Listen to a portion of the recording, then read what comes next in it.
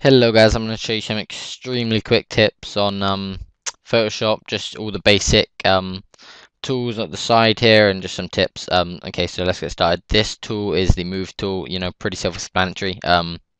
It's just to move things and select things. This is the hold on. This is the rectangle mark you tool. And say if we want to, I don't know, delete this bit of the picture for some reason, we just drag over it and delete. You can also do like just to select things with. Say if I wanted to make a gradient, I could drag a box and then make a gradient within the box. Um, so yeah, that's pretty useful. Lasso tool. If you want to make a really quick outline of something that you want to take out the picture and put in a different one, just quickly do a. I mean, you can spend longer, but usually it's just for rough markings. The lasso tool. So, see there, I've done it. I'll drag it into here. And yeah, that's just the rough marking, so of course it looks bad. You don't need to know about these really, they're the same thing. Magic Wand tool is a better way of doing it. You want the tolerance, the lower tolerance, the harder it will be, if that makes sense. Like, if it has lots of shading, colors that are the same, then put on a low tolerance. And look, if I want to just put this up to 200, um, if I want to remove this blood, just click on the blood and look. I don't even have to have the white background. Just moves it. There you go. Pretty nice. That tool you do not need. Eyedropper tool. If I want to go on this and say if I want to add some more blood in, but it will be different colors. If I just click red, you want to use this eyedropper tool and it will make the brush that color. I will then get my brush and I have preset brush here, so you guys won't have these. But say I wanted to add in the same red square or something. Oh, sorry, that's a bit big. The same red square, then I would, and look, they're the perfect reds. They match. Um, so yeah, you get the idea with that. It basically makes things the same color. Clone stamp tool. If I want to take something out of a picture, on this, we'll just use the 8, for example. I mean, this isn't a great picture, but I'm just showing you guys quickly. You want to click out and click, and then whatever you do, it will be making a thing, and it will, just color in black a bit. I mean, I'm doing this quick, so it will look like I've done it. But if you want to take some time, blend it in at the end, smudge it, burn it to make it look more like it hasn't, then yeah, go ahead. But this is good for removing things. Say you got a tree in the background of a leaf picture you don't want, then this is a good way of taking it out. History brush, you do not need that. Pretty pointless. The eraser brush, let me just quickly show you.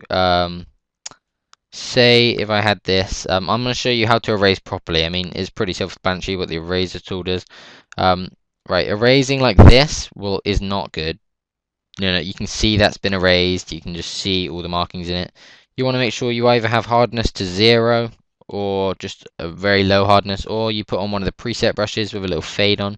That's what I usually do. And look, these edges, they look a lot more like it hasn't been erased. It just looks neat and it just looks real, really. It gives that real effect. Look at that, see? Um, yeah, or they're all this, just work it out. They're pretty self-explanatory. Gradient tool, two colors you pick, black and green, and I will drag it over an area. It will make a blend between them, the blend of black and the blend of green. Pretty nice if you just want a quick background. Blur tool, it's to make things look nicer. Personally, that's what I use the blur tool for. Why is my brush so big? Right. This will just, the more you click it, the more blurry it gets. Sharpen tool makes things more sharp. It will give you a nice crisp image, really.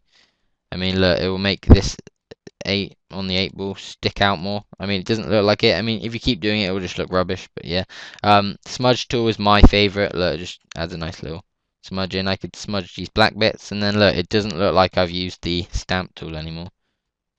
Just nice, smudge.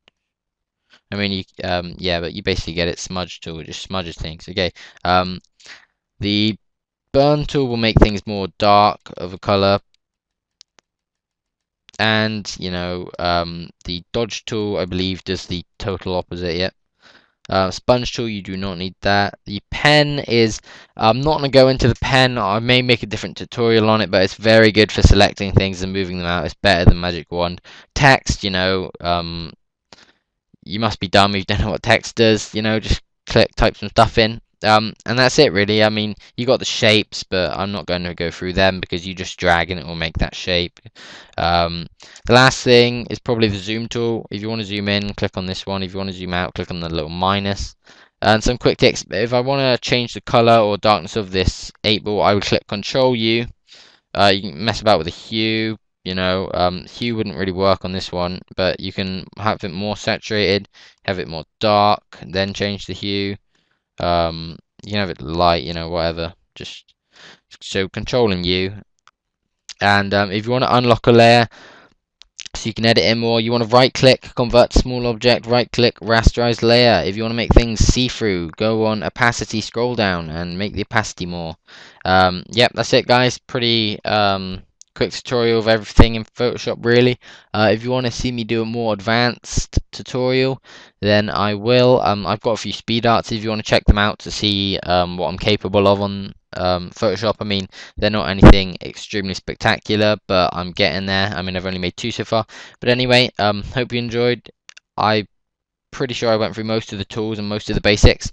Hope I helped you, and yeah, enjoy your time on Photoshop.